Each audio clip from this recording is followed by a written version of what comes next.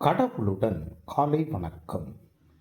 புனித மத்தேயு எழுதிய நற்செய்தி 23ஆம் அதிகாரம் 23 முதல் 26 வரை உள்ள இறைவார்த்தைகள்.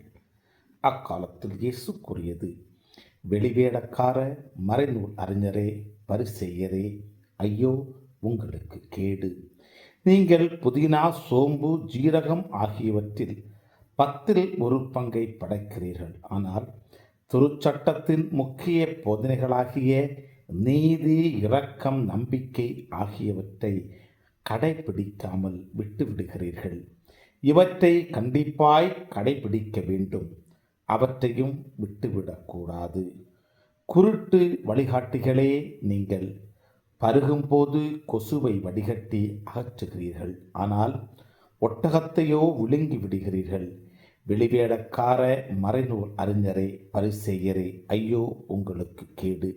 ஏனெனில் நீங்கள் கிண்ணத்தையும் தட்டையும் வெளிப்புறத்தில் தூய்மையாக்குகிறீர்கள், ஆனால் அவற்றின் உட்புறத்தையோ கொள்ளை பொருள்களாலும் தன்னல வெறுப்புகளாலும் நிரப்புகிறீர்கள்.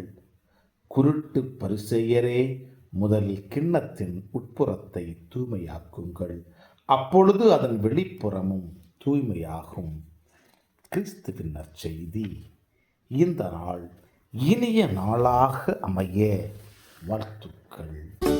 பல பல பல புதுமைகள், பெருமைகள், இனிமைகள் இறங்கிய நல்ல நாள், ஒரு நல்ல நாள், நம் தேவன் தந்த நாள். இது நல்ல நாள், ஒரு நல்ல நாள், நம் தேவன்